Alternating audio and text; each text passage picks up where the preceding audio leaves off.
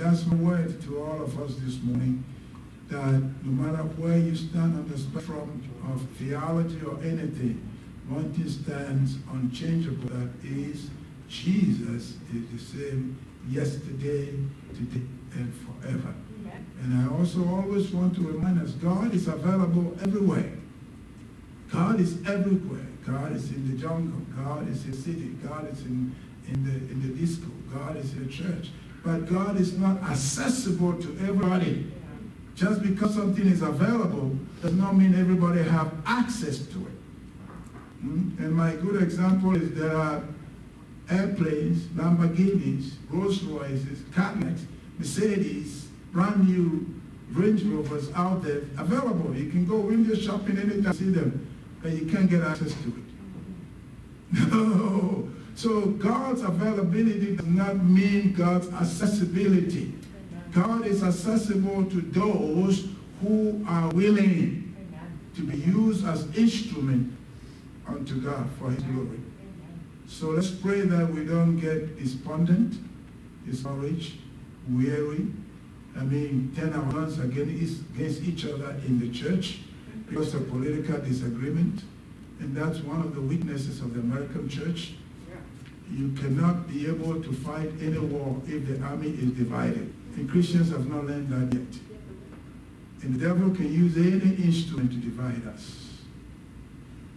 Because Solomon said, one little dead fly will destroy the aroma of the of oil, which is the ointment, whether it's perfume, oil of healing. So if we allow any little dead fly to get and contaminate our constructive unity about God. I'm a firm believer that you can't be divided, even husband and wife. You can't have a disagreement on anything and pray about it to happen. It will never. Some people say, we can disagree to agree. It's a lie from hell. In philosophy, x minus x is 0. So you can't disagree and agree. It's not in the Bible. The Bible says we should be in one accord, husband and wife. Jesus Christ said it this way: everything that the two of you will agree upon on this earth, amen, when you pray, I will do it. Amen. So I don't care how anointed you are.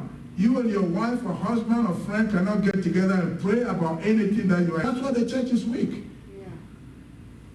Because we let our political persuasions, theological persuasions, even the color of our skin, separate us and put us in unprecedented disagreement. And then we come together with a stadium full of thousands and thousands of people. That's why the church prays more now. Nothing happens. When the church was together, and less people pray, miracles happen. Because like the book of Acts says, when the disciples were together, the day the Holy Ghost came, they were all together in one accord. Yeah. And I promise you, I pray, if you have friends or family, wife or husband, one of the key elements of power in your Christian life is unity, agreement. I told my wife we're not going to do anything. If we have to pray for 10 years to be in agreement, we'll pray until we get up one day and say, we're going to do it. Then we do it to glorify God. I'm going to do anything that you don't agree with. And if you go do it, that's your course. So this time that we are in is a time of solidarity, not just on principles of religion, not ecclesiastical gathering. This is the time of principle of solidarity on faith in God. Amen. This is when our faith is being tested. Amen. This is where our commitment and convictions are being tried. This is where our practical axioms and proposition, everything that we say about God is on a line to be tested, yes, individually and collectively. But let me stop singing that song. Let's sing some praise to the women. Today is Mother's Day. And if you all know, we cannot stop talking, praising, and like Sister said, giving God glory for our mothers, no matter what is happening.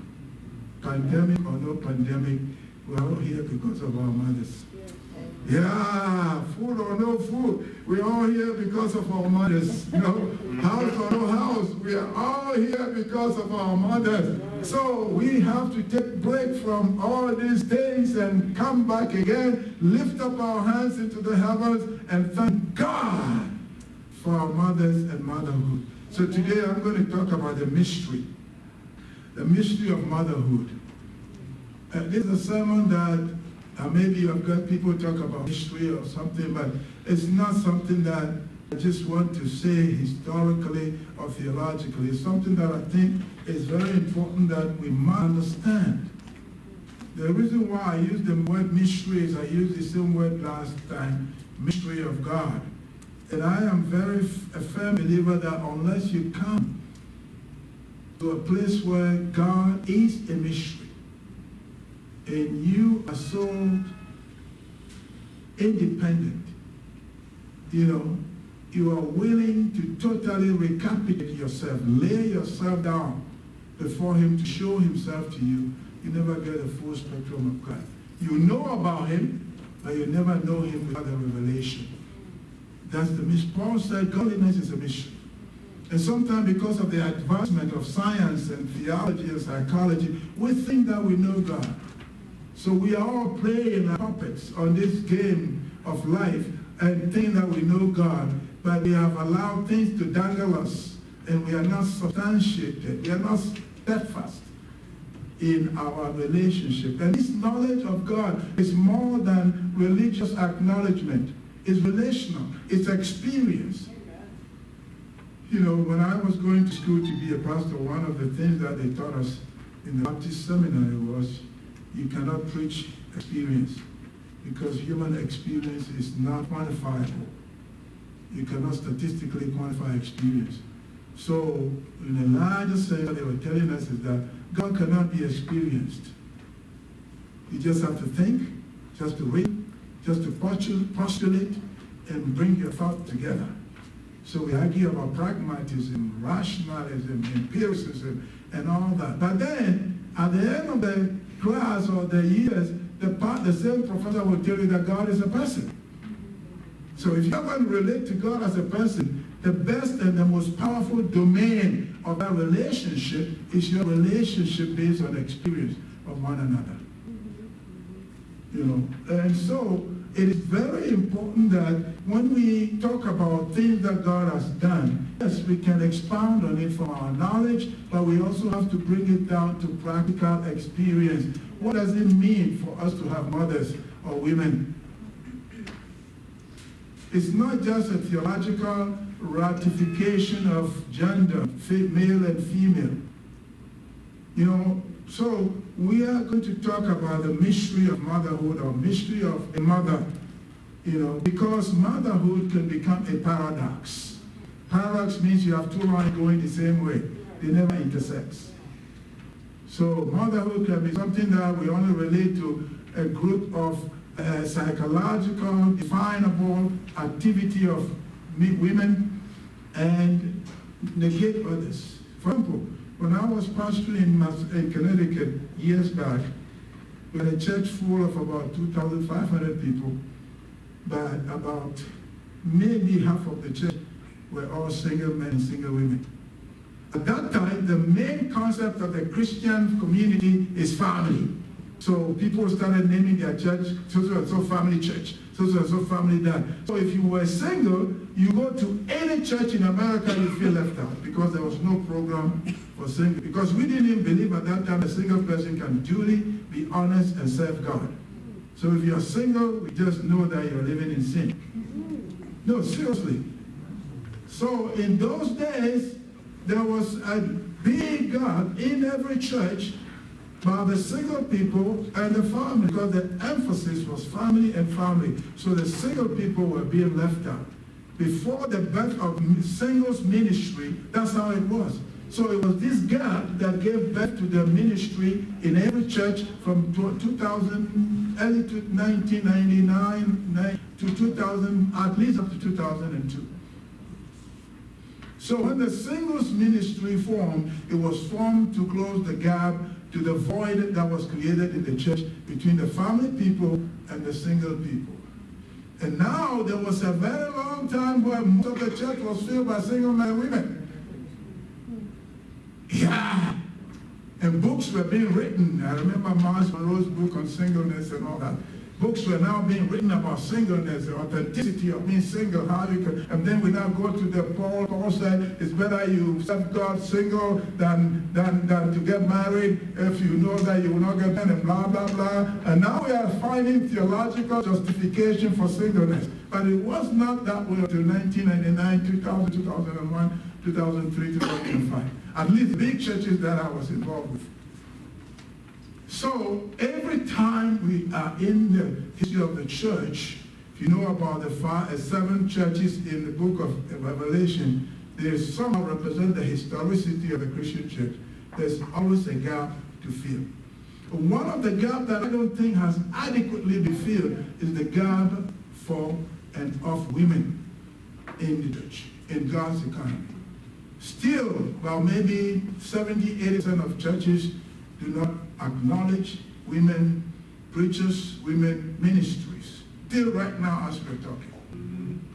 You know, years ago I was at a Southern Baptist conference, I see all the time, when Billy Graham's daughter was invited as the keynote speaker. I don't remember the year, but I was there, so I saw it. And everything was, thousands of men were gathered together in this auditorium. And as soon as Ruth, I think her name was Ruth, what? Got up, took a Bible to the podium and opened it to start preaching. Half of the men took the Bible and left the church. Because they don't believe women should be preaching. You know, and I the people that I knew in leadership at that time, we talk about this. You know, because it's sometimes we Christians do things and we don't think about how it affects God. If you don't want a woman to preach, why did you invite her in the first place? As a Christian, you can't invite somebody to do something just to disgrace them if it's in the name of God. So I gave my 2 cents that day. I said, God can talk to a donkey. So anytime God is going to speak, I don't care the vessel that God uses. You know, so those things are gaps that we need to fill. And my point is, motherhood, we talk about it, we preach about it, we try to celebrate, but most of our celebration is in the flowers and the roses and new dresses and taking your wife to this place. It's not constitutional according to the fabrics of your everyday life. Because it's been made, designed that way from the Garden of Eden.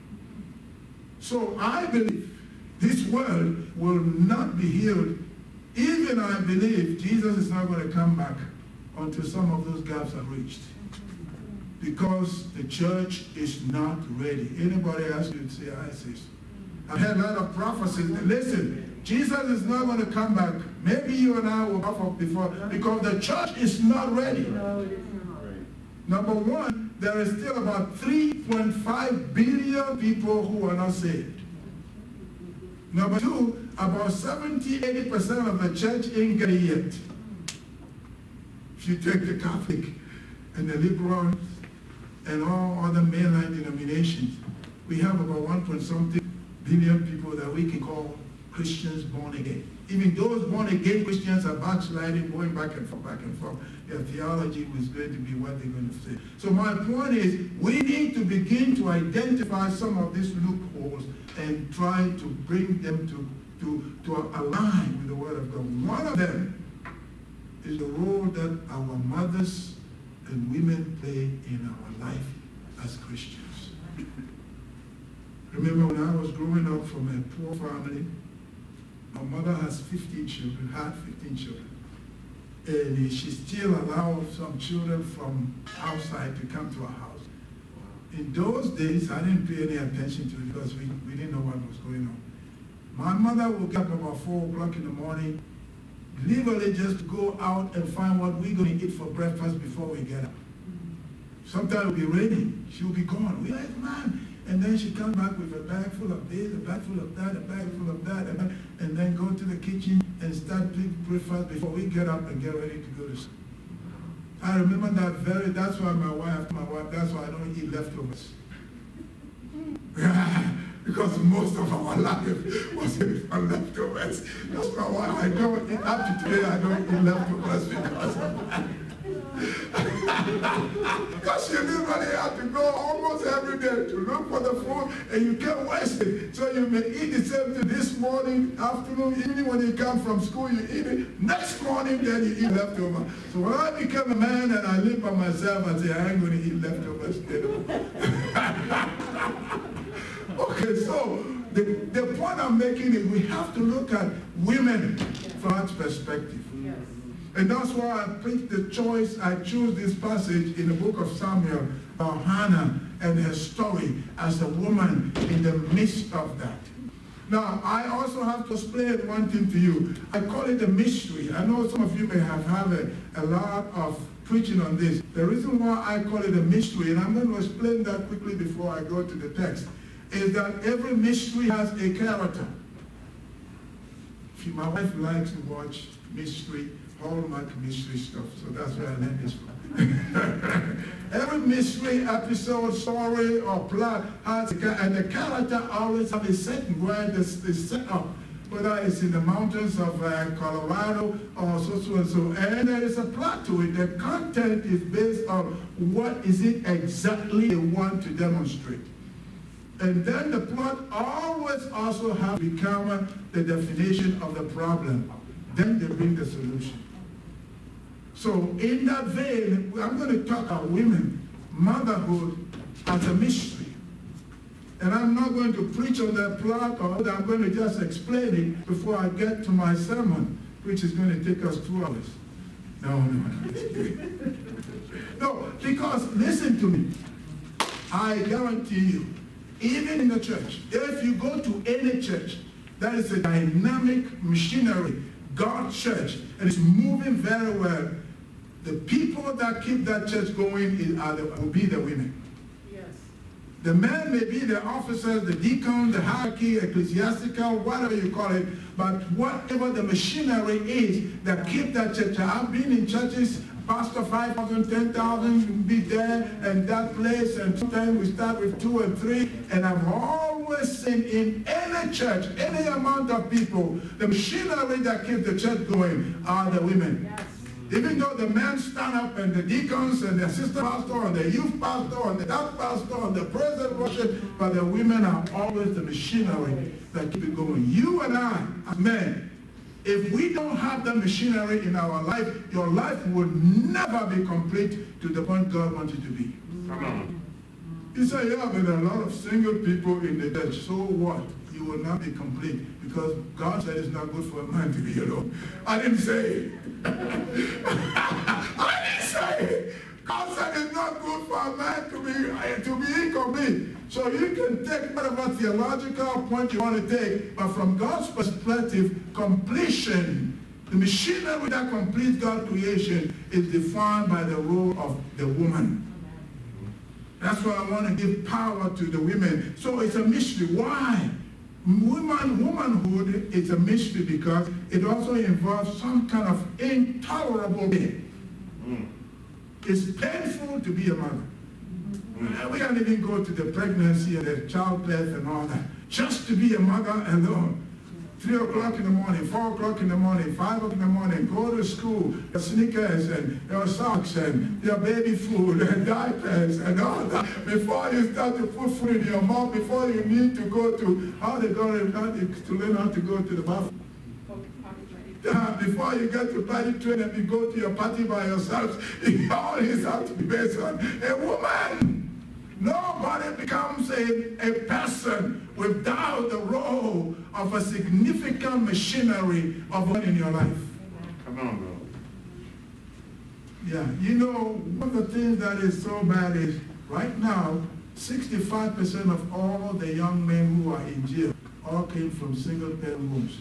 Thank God for single women who have done a tremendous job. And once anything gets out of the structure that God designed it to be, it won't work effectively. Marriage is the same way. Business is the same way. Government is the same way. Schools are the same way. Church is the same way.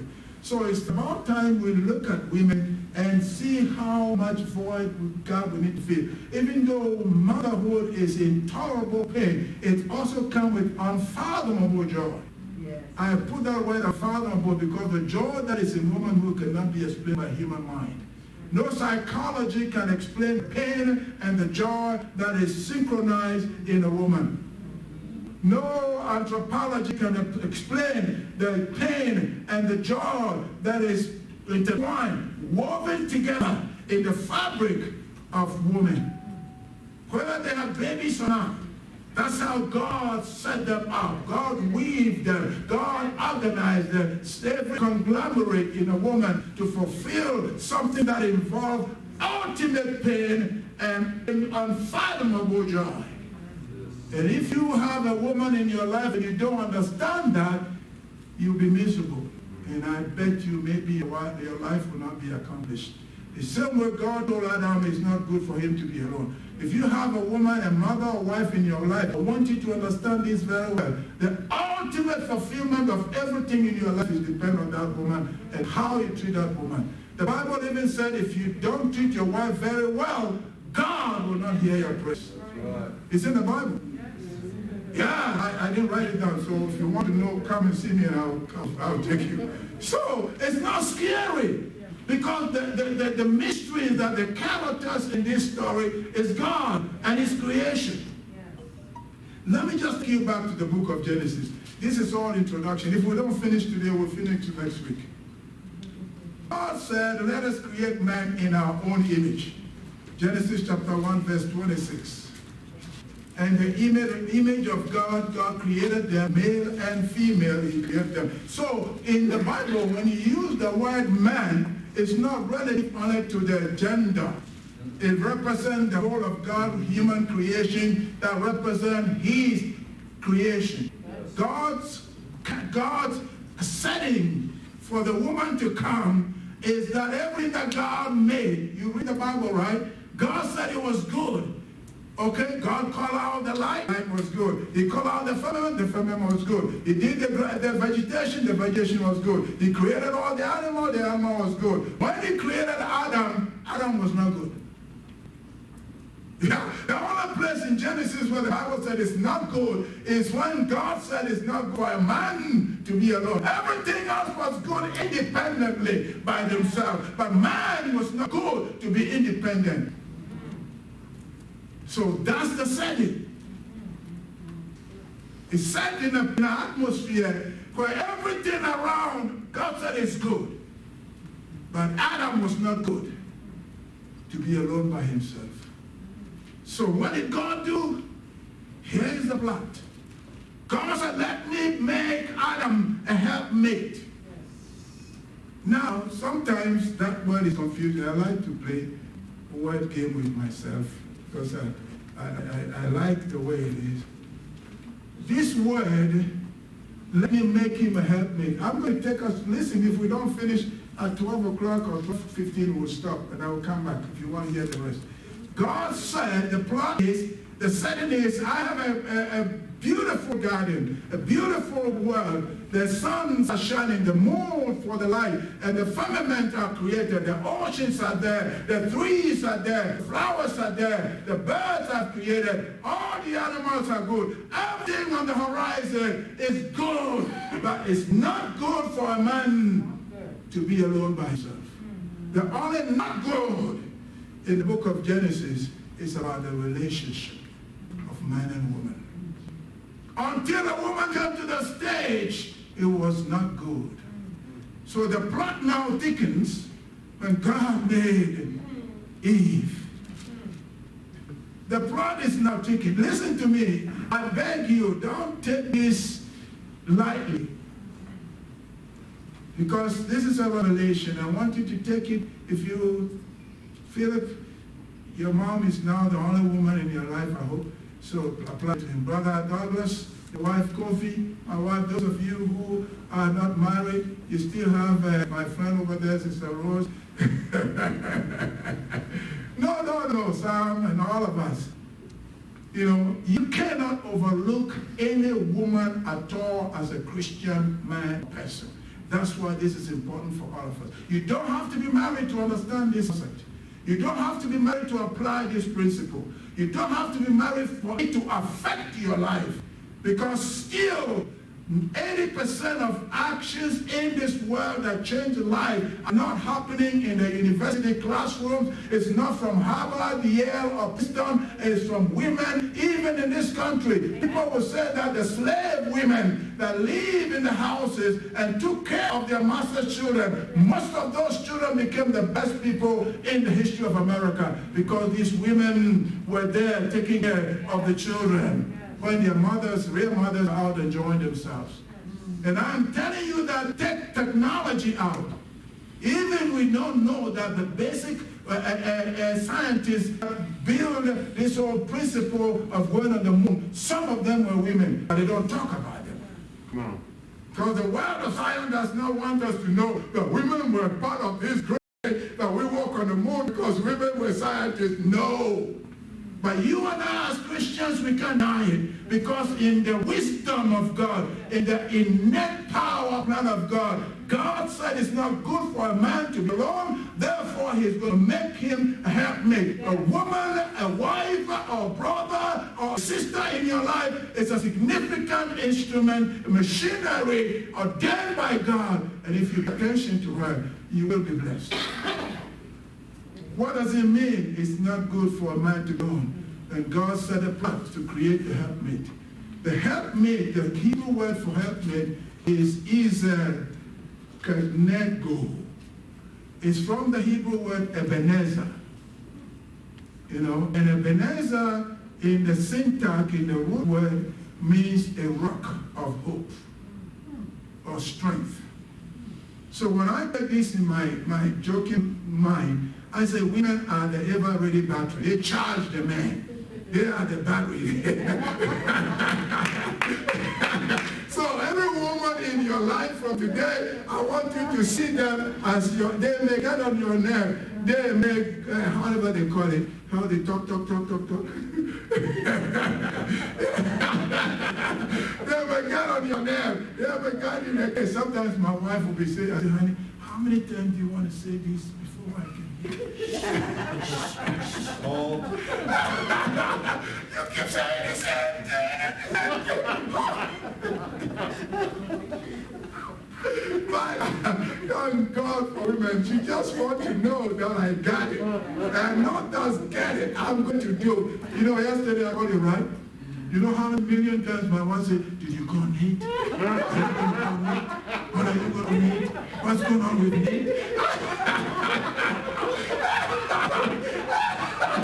So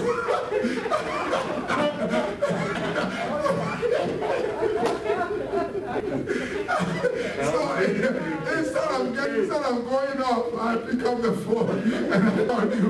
That's an example. So sometimes they don't mean bad. They just want it to be done properly. Because that's what God set them up for. He's there. Kanego, the rock of your protection, the rock of your strength is the woman in your life, whether it's a mother, a wife, or a sister. Amen. Yeah, that's right. That's one of them. That's the rock in the family. Yeah, you don't have to be big to be a rock, especially a strong rock. Some of the stronger rock at times they are the smallest rock, but they are the strongest. So you don't have to have a massive anything to be a rock in the power of Jesus. So I want us to begin to think about that. The plot is said, God said Adam need a rock of protection, a rock of provision, a rock of strength, a rock of energy, ever-ready battery in his life to charge him up. So God solved one problem. Is God take the part. Now why do you think that God will come out and say Eve should be the strength? Now you know what the problem was? The problem was that God wanted to replicate and duplicate himself. God God's main plan of creating the world is not just to have a football field to play football. It's not just a stadium to gather and entertain people. It's not just to have a movie theater to go watch movies of the classical formation of the suns and the moons and the solar system. It's not to go to the zoo and call the lions and the bears and the monkeys to come so he can see the beauty of it. It's not the God's garden. It's to replicate and duplicate himself. God wants that image and that representation of himself to fill the earth. And the other way God can solve that problem is to create Eve. Amen. Woman, the rock, to fill that void. I guarantee you come to recognize this in your life towards any woman in your life. It will not change that woman, it will change your life. So the plot is godly, and the problem is reproduction. So God now solved the problem by not just creating a beauty picture. Sometimes we just see women as a sex machine.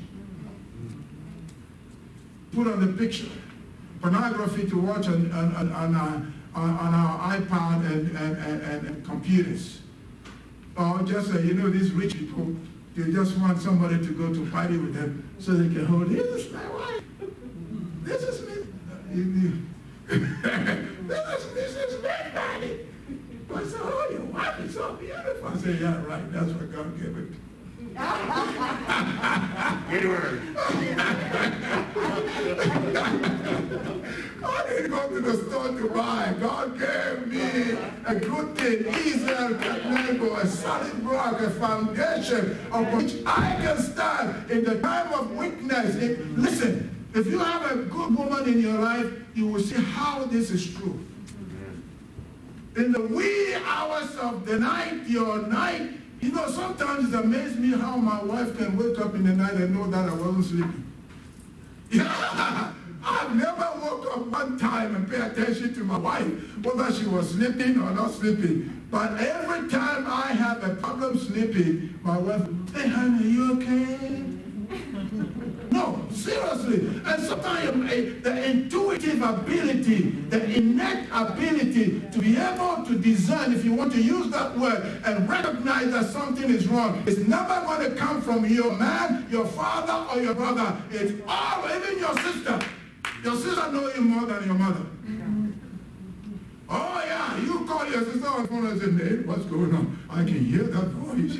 Something ain't right, man. I got to come over there. So those are the innate capacity, ability that God connected and wired women with. That's why they are powerhouse. And because of that, when this problem was solved, what the first thing the devil did? You know why the devil attacked the woman? Because God's sense of reproduction, God's sense of duplicating himself, God's sense of the kingdom coming down, God's sense of the world filled with small images of God and the likeness is all built up in the biology, the DNA, the infrastructure, the innate capacity and power of the woman. So if the devil can put the woman down, then everything that God has designed is gone down. That's why he did it. That's why he did it. But thank God for God. Listen, thank God for God. That's what I know, that the story of the church will never be fully written and understood until the church will lead the world to come and identify and put women in the mystery that God has created them to be. Not just to be, oh God, the toys that we, no.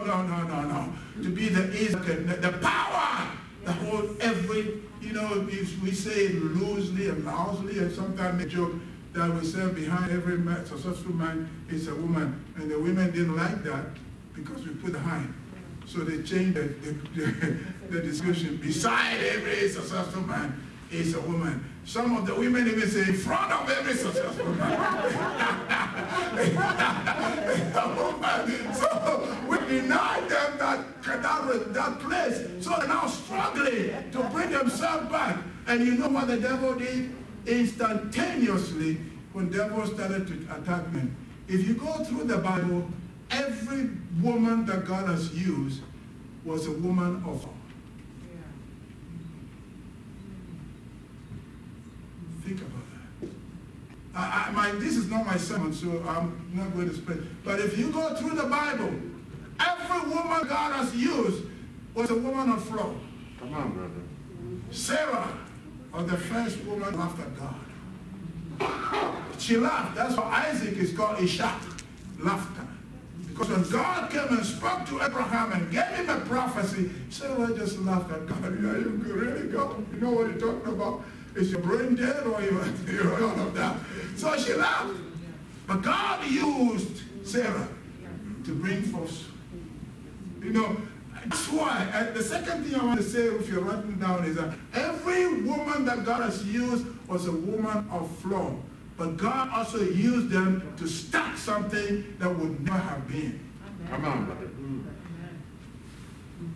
Why do you think God did not take Ishmael over Isaac?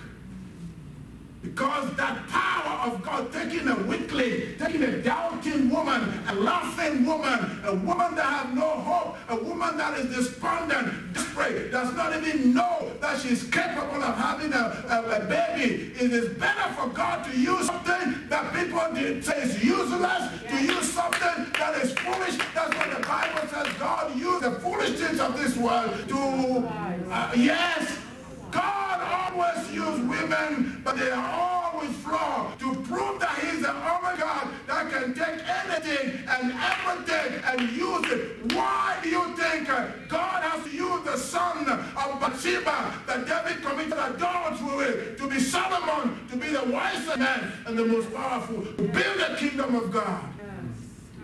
God is not about greatness, define human comprehension of human psychology.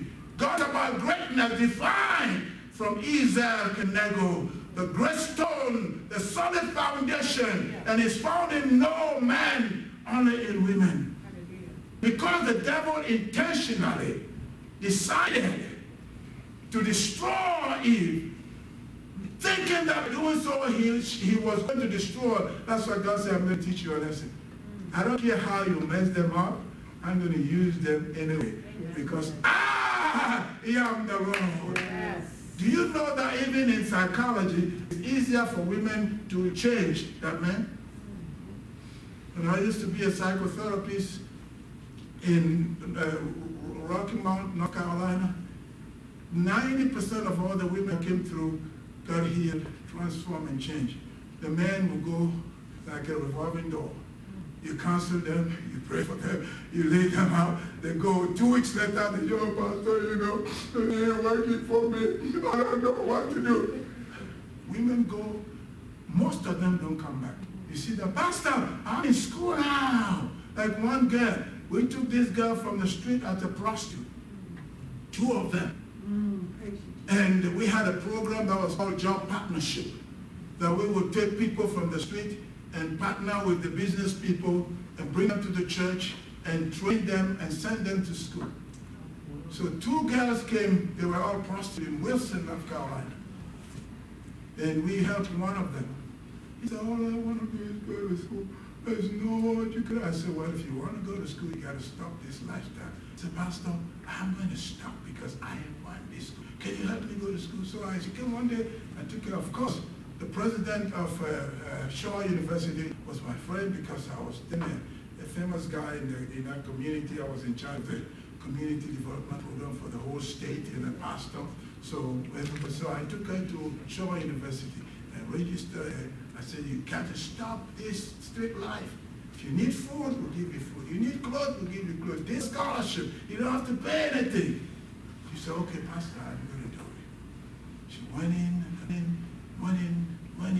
Every time we check in on her, she never failed one class, she never dropped out. She graduated, she became an accountant. Wow. Now, the other one, she said, Pastor, I want to do a business. So it was just a coincidence. By the time we met her, somebody gave me an old house, 2-story house to fix. So I had a grant, we got the money, we fixed the whole house. She had 3 kids. So I said, the only way we're going to give you this house is that you have to stop the street life. He said, Pastor, I'm ready to stop. Try me. Give me 6 months. So we finished the house. We went to thrift store, finished the whole house, gave it to her. I said, what do you want to do? She said, I want to be a florist. I want to sell flowers. So I said, okay. So I took her to there's what do they call it? For they sell flowers. Huge one that they supply flowers to Walmart. And so I went and I introduced myself to the one. I said, I want you to give this girl enough flowers every week to sell. Okay? Just give it to her to sell. We will be responsible to pay the bill. In 6 months, that girl was making $1,200 a week. Yeah. That house became a house. The children were going to school. We helped her to get a car. And that girl became, by the time I left North Carolina, that girl became a businesswoman, opened 3 flower shops in the neighborhood. So I'm not saying men cannot do it. I'm saying, I'm just saying that there is something about women that we have to stop and take a look at. There's something that God has wired in women that we have to pay attention to. If we don't, we are going to be losing, because that was the intention of Lucifer, to bring the woman down so everything of God's creation will go down. But God said, no, sir, I am the Lord. My name is Yahweh. I am Elohim. I am the creator. Anything that I touch shall not. The Bible says in the book of Numbers, when the prophet Balaam was paid by Balak to go and prophesy against Israel, in that context, God was talking to Balak. He said, God told him this, I am not a man that I should lie, neither the son of man that I should repent. And whatever I said, I will do. Whomever I bless, no one can curse. And whomever I curse, no one can bless. The word in mind, it's not even my theology, is still struggling, because we haven't come to recognize the place that women play in God's creation. The mystery now is solved. Look at, I can go on and on and on and on. Even when you come all the way to Bethlehem, okay? Boaz, the kinsman, redeemer, was the grandson of Rahab the prostitute. You look at God. Okay. And Ruth, the grandmother of Jesse, the father of David, was a Moabite, a Gentile. What I'm saying to you is, because of the devil's plan to destroy women, God has intentionally designated his power to take women that are faulted, flawed, weak, and miserable, messed up, and do something marvelous. But that's when I counsel women. I say, it doesn't matter how many times you've been abused before. It doesn't matter how many people slapped you. It doesn't matter. Once you are within a living, put your foot down and tell yourself, this is my day of redemption. This is my day of deliverance. This is my day of healing. I'm going to let the past define me. I'm going to let God define me, because he has made me to be an instrument. Greatness in our world today, I won't call names, in the women that we know, we ascribe greatness to them because they have money. Because they make $54 million a year. And they're billionaires. Or because they are good actress in Hollywood. Because they make movies and they get paid $20 million a plot. Or they get degrees from Yale and Harvard. Or because they are scientists, psychiatrists. You know, some of the craziest people you meet in this world are the people who have degrees in psychiatry. Yes, I'm serious. Some of the nuts, excuse my language, people that are nuts that you meet in this land are people who show up every day and say, I'm a PhD in psychiatry. I'm teaching people how to reorganize their brain, and they are messed up. Okay? But when a woman is touched by God, and that is something that I pray to God that we all of our church Christians will come to recognize. Women are not just something that God placed on the chessboard as pawns to use. No. Just imagine that God wants to fill this earth with his presence, with his image, with his likeness. And the problem was, who is going to do it? So he created a woman, a vessel for procreation, a vessel for multiplication of the image of God, a vessel with the easel connect with the power source to control. I mean, if you just know, sisters, those of you who have children, what it takes to bring a baby into this world and take care of them, you can know that. I mean, I don't know any woman that goes to school to learn how to have babies. No, they can teach you the breathing exercise and all that if you're going to have a baby. But nobody taught teach you about the biological conglomerate of what it means, what's going on in your body to have a baby. Because God designed it so. Why? Because it is a mystery. It is a miracle. It's a wonder. And if you and I don't come to recognize that wonder, we are going to miss on it. So God has, the characters are there, God said them, God is there, and the problem of procreation has been solved, and the solution is Eve. And the devil came and pulled her down. But God is still substantively stuck to his word. Come on. You can go through the Bible. When you go to the Bible, the great women of the Bible are not the Jezebels who were married to the king. No, are not the Ethiopian, whatever you call it. I went to see Solomon. No. Queen, no, Bathsheba is a Eunice? Huh? Was it Eunice? Ethiopia queen. Should have been Eunice. The queen from Ethiopia that went to see Solomon. Why is your theology? She gave him lumber to build a temple. She gave him lumber to build a temple. Yeah. It's popular. Oh. Cleopatra. No, Sheba. Okay. I'm just telling you, the great women in the world are not the Margaret Thatchers, they're not the Queen Elizabeth. Queen of Sheba. Queen of Sheba. That's right. So what I'm trying to tell you, yeah, we all miss it because I'm talking too much. No. Listen, this is Mother's Day. What I'm trying for us to see is that not just a picture, the revelation, the mystery of the role that women have been ordained, designed by God to play in this world, everywhere.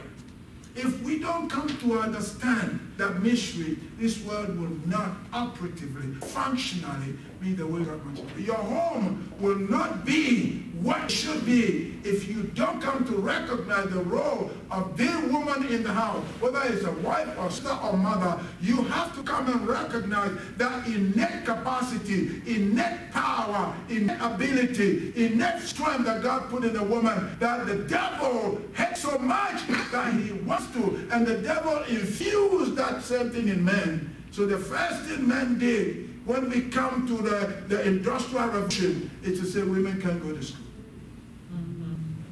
So if you read the history of mankind, from the development of mankind from the 14th, 15th, 16th century to the 17th Renaissance and all the time, that the age we call all kinds of it, you see that women did not participate in the industrial revolution.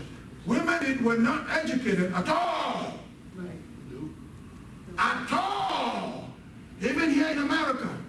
The only time women were allowed even to work was when all the men went to war, they are being killed.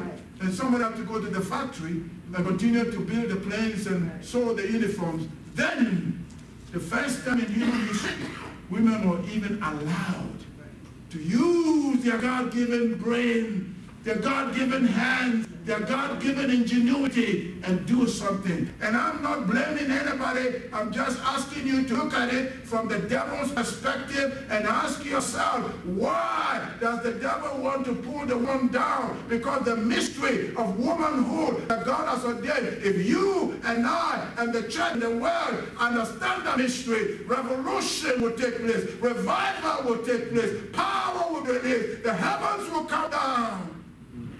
That's why the church is not being honored by God. We cannot be abusing women and praying for revival. We cannot be standing on the women in the church and asking God to bless them. Who is the church? We cannot put down women and ask God to bring down his glory. We have to put women in the church, in the kingdom, at their proper place of mystery and power and revelation and strength innate by God at work in them to fill earth with the power and the images of God. Without women, there will be nobody living in this world. So what does that mean to you and me? It means that today's Mother's Day, I want you to look at the women in your life very seriously, to the depths of God. Don't ever see women just as images of your sexual satisfaction. Don't ever see women in your life as weaklings. Then you have to quickly run out the door and say, honey, are you coming? Every day you are late. What is in the bed? Why we can't go now? I do that. I do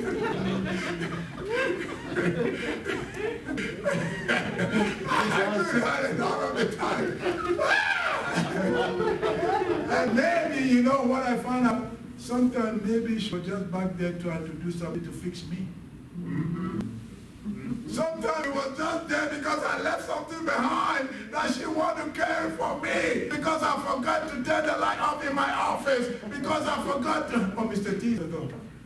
So you have to come to understand that if we don't come to look at all the religions, all the cultures in the world that abuse women, I don't care how wealthy they are, they will never be solidly powerful. Never will they be. You ask why? Because they have defied God's ultimate heavenly design for the woman to function. Listen, please, I'm going to say this all the time. If you have a sister, I want you to go home and tap that sister on the shoulder and say, I thank God for you. If you have a wife, I want you to go home and say, hon, I got it today. Please forgive me for all the evil, sometimes foolish things, how I treat you. Please, if you do that, tomorrow your life will change 360 degrees. If you have a sister, I did today already. Okay. No, I'm serious. You know, I told you, when I preach, I don't just preach because I want to do theology. I preach because I get a revelation from God. Amen. You know, my twin sister, my sister that wants, she never been to school. But here I am with PhD, living in America. So when I go to the village, I can choose to. I don't mind them. They are primitive people. But God showed me that he had a reason for splitting himself. Because I go to school doesn't mean I'm smarter than her. Because I'm in America doesn't mean I'm better than her. Because I can speak fluent English and read and write and all that does not mean I am better than her. I got to think, when I was preparing this morning, I started thinking, I said, God, why do you have to split oneself and put one way in the jungles of Africa, suffering and struggling, poor, never been to school, and allow me to do this? God said, I want to teach you a lesson. You know better. This morning, 5 o'clock when I woke up and I was doing this, God said, I want you to know, you are no, as far as I'm concerned as God, you are no better than your sister because you live a US of A, because you drive a Mercedes, because you got a PhD, because you live in a house fenced around, because I did it because I am God. I said, Lord, God, please forgive me. So when I get home today, I'm going to call my sister and I'm going to ask her to forgive me. Because a lot of things I said to her to make her look so stupid. Yeah, make her look like she's so primitive. Make her look like she's not a human being. Because I've seen her through my eyes of all this stupid thing that we call. I'm not going to go there. So, please, 3 things and then we'll go quickly. It's 12:11. Let me just, we'll follow on next week because we can still do one Sunday. Now I want to talk about the grace that is in a woman, the faith that is in a woman, and the obedience that God wants us to apply that we can see in this woman called Hannah. You know, Hannah was a woman odd one out, married with a man for 19 years. You know, the husband's other wife had children. Hannah never had one. If you live in the culture of America, it won't make sense to you. But you live in a primitive culture or this kind of culture, even today, in some cultures, that's more than crime, more than anything. So you can see Hannah walking around every day without a baby. But you have to also understand, I don't do this most of the time, that her real name, Hannah, in the Hebrew means grace. Okay, there is the grace of God walking around and people are laughing at her. Just because of what she could not do. And she's not God to make babies. She can't make babies. She can't do anything about, but the grace of God is upon her. And I beg you, I challenge you. I was a guy that came to my office a long time ago. He and his wife, as soon as he walked through the office before I started casting him, I said, the thing God wants me to tell you is, be gracious to your wife. Have grace, Christian couple.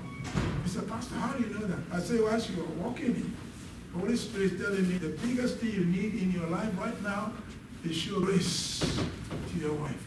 Favor to your wife. Unmerited favor to your wife.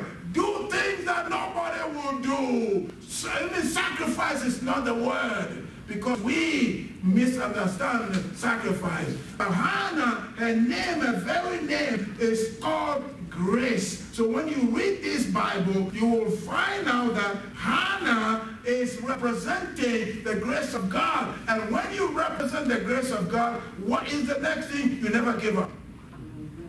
Let me challenge you, women, those of you who have children that are not in the church, some are in jail, you don't know what to do. I want you to understand that when God made you, when God created you to be the Israel Kebnego, God has also put apply His favor, His grace upon you. So you don't sweat the small thing. You don't falter. You don't fail. You don't give up on your children. You don't give up on your children. You don't give up on your children. You don't give up on your children. Why? Because the abundance of grace is upon you. You are born with it. And if God's favor is for you, the only thing that can stop you is yourself. It's yourself. I had this woman in Massachusetts came to my office one day and said, my pastor, I hate to tell you this, but my son actually is from Jamaica. My son in Jamaica killed somebody. And he's on a run. And they're looking for him. So I want you to pray for him. I said, what happened? He said, well, he was a police officer.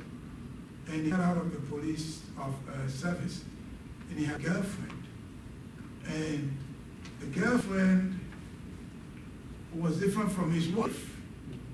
So he came home one day, and it happened that the girlfriend and the wife were in the house fighting. So one of them, we don't know which one, had a knife. So he went out to grab the knife, and when he grabbed the knife and pulled it like that, the girlfriend was right in front of him. So the knife just went straight into the girlfriend's chest, and she died. He didn't do it intentionally, but they are looking for him. And so I said, how do you know this? She said, he managed to call me on a payphone. I said, next time when he calls you, tell him to speak to me. So one day, she came to my office and planned it so he called. And I said, boy, what happened? So he told the whole story. And I said, your mom is an elder in my church, and I'm the pastor. And the grace of God is upon your mom. So this is what I want you to do. I want you to go to the courthouse and give yourself up. And I'm going to pray that the same grace that God bestowed upon your mother will come to. Grace means favor. Grace means God giving you what you don't deserve. But I'm going to pray for God to give you what you, maybe what you deserve is to go to jail for life. Maybe what you deserve is a firing squad. Maybe what you deserve is the family of that woman to come. But God is going to give you something you don't deserve. You're going to be free. go to the courthouse. He said, Pastor, this is Jamaica. This is not America. If I'm not careful, somebody can come and say, you just go. And the grace that is on your man, I am seeing what God is telling me is going to set you free. So the following week, he went to the courthouse and he presented himself. And the sister also goes to church. So the sister called somebody and I asked them to give him bail. So they gave him bail and he went home. And he set up the court date, the hearing. The day before he went, he called me and I said, listen, you're not going to go nowhere. This case is not, your grace is upon you. I never said something that God said, show me that never come to pass. So he went to the court. Now they went through the whole city of Kingston. They couldn't find a witness. So the judge said, you go home. And somebody said that there was a taxi driver who came to pick up the lady to take her to the hospital. She died on the way. So they have the taxi driver's number. So the judge said, I'm going to give you up to 8 o'clock the same day, 8 p.m., the same day next week. Bring the taxi driver. If the taxi driver comes to testify, then we're going to continue. But if the taxi driver does not come, then I'm going to throw the case away, and this young man will be free. I don't want to hold him hostage for something. So the next week come, he went to court 8 o'clock, 9 o'clock, 10 o'clock, 12 o'clock, 4 o'clock. The judge was about to leave. And the judge said, young man, nobody has come. He said, okay, I'm going to stay here for your sake till 12 midnight. So the judge and his secretary sat in the courthouse because the judge said, I want to get this thing done and get done. I don't want anybody to come behind me and make it. So I'm going to sit here. The police will be here. My secretary will be here. 12 midnight. If no witness show up, I'm going to let you go. 12 midnight on the clock, nobody show up, no taxi driver. So the judge asked secretary to type all the papers. They type all the papers and set him free. That midnight, the mother, they live in Hartford. I live in Massachusetts. The mother and the daughter jumped in their car, drove to my, but I was, at that time I was not married, so I was alone. And I said, who is knocking? What a devil is I thought, and so I opened the door and then come Mama, I can call her name, Mama Dolores. I said, Pastor, did you hear the news? I said, what news? My son's free. So she showed me the copy and I said, I told you, you are a woman of grace. You didn't set yourself up to go and do this. This is the plan and the plot of the devil. You only have 2 kids, 1 girl and 1 boy. How best could it be for the devil to destroy your boy whom you love? God is not going to let it happen. And I promise you, as long as I am doing this work of God, I'm going to pray for God to show grace. Some people don't like it. No, some people don't like that. You got to pay for what you do. You know, oh, you can do this. You can do, no, God is a God of grace. Yes. This is why I even become a little bit political. No. When you take care of the poor, it's not a political thing. God is a God of grace. Amen. God gives to people what they don't deserve. Yes. There are people who come to this church. A lady came to this church one day I was preaching, and she just got up and got upset and left. Oh, this dumb grace want to give the money to everybody. No. No. God is a God of grace. God is a God of favor. Whether in heaven or on earth, God applies his favor to whomever he wants to. I'm talking about Christians. You see, even in your family, you favor some of your children above other ones. That's not godly.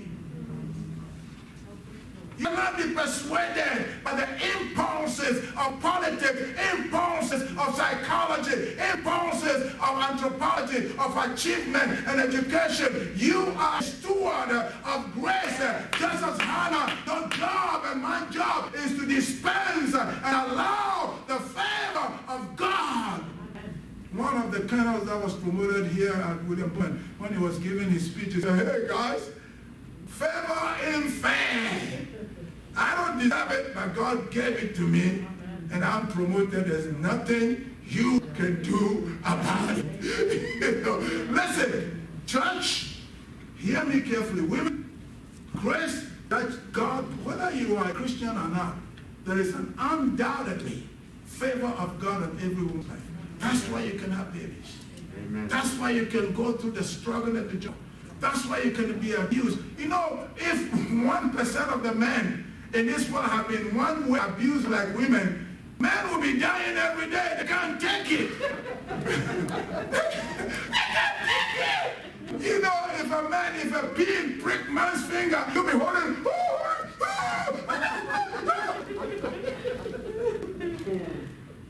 If men will experience 1,000% of childbirth pain that women go through, half of the men living in this world will not be here. There won't be no people. So my point is, her name is Grace. And I pray that on this Mother's Day, women recognize the favor. When you are praying for Nate, you don't have to do anything. You just have to allow the favor that God has already ordained upon your life to flow through him and touch him. You don't have to handcuff him. You don't have to tie him to the door in the living room so he can't go nowhere. you know, they got his car from him or the keys and hide it. No, don't do that. That's grace. No, listen, where I am now in my life, Sister Rose, is to allow the grace and the favor of God to manifest in my life, through my life, for everybody. Let your children know that you are a woman. You're not just decorated with beauty and that. You are decorated with grace and favor from heaven that must flow, first of all, to your family, your children. Sister Emma, don't give up on Philip. I know that Philip is going to preach. Amen. He's going to preach whether he's here listening to me, whether he likes it or not. Amen. He's going to preach. Amen. Oh yeah, I don't know when the Monday will come. You and I will be sitting down under some tent or somewhere, and Philip will be preaching, and he'll say, Pastor, look at my boy. Hey.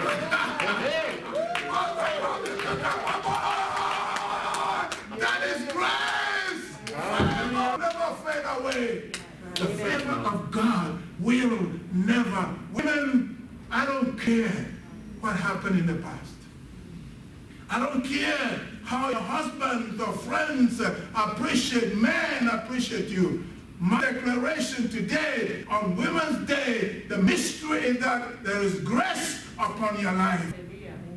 There is favor upon every woman because God ordained women to be the vehicle of procreation, to be the partnership to multiply the image and the presence of God. Without women, there will be no being, there will be no godly people. Therefore, God allow you to enjoy grace and favor. Don't abuse that grace. Amen. Don't give up on your children.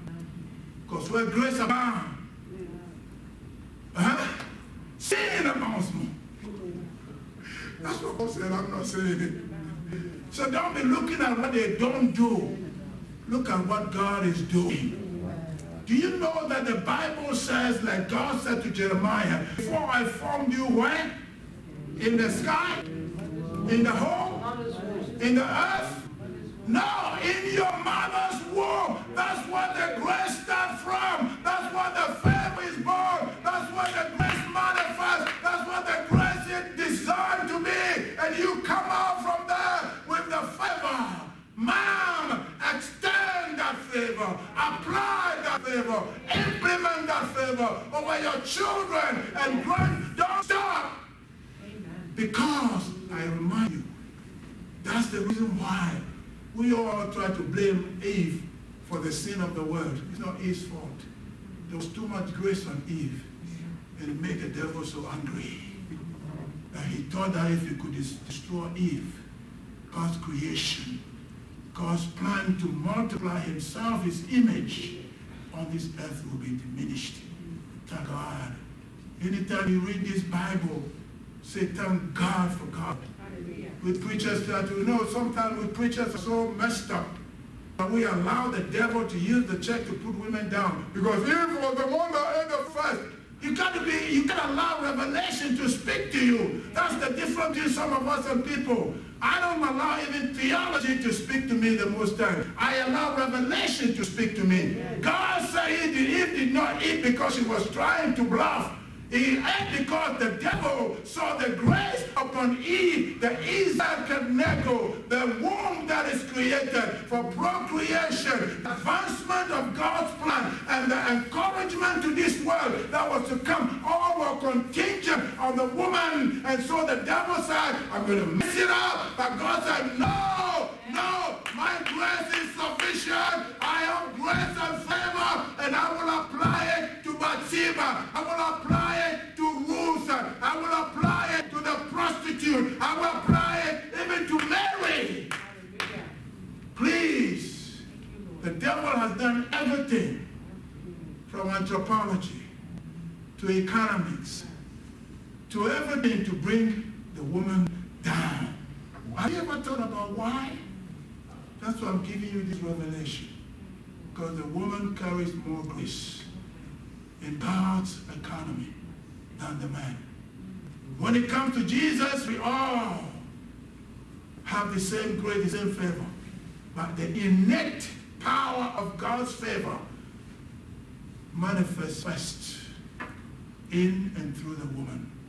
Because that's the only place where this world will forever be filled with the images of God called human beings. Every baby that is born on this world carries the image of God. Whether it's out of ancestry, rape, or whatever, as long as a baby is formed in that womb, God knew that baby.